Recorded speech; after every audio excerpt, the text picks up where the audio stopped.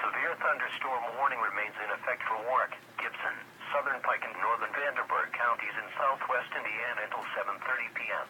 At 6:58 p.m., trained storm spotters reported a severe thunderstorm producing golf ball-size hail in Chandler.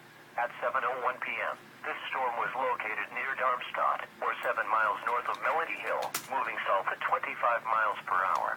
Repeating, a severe thunderstorm warning remains in effect until 7:30 p.m. or 8:30 p.m. for the following counties: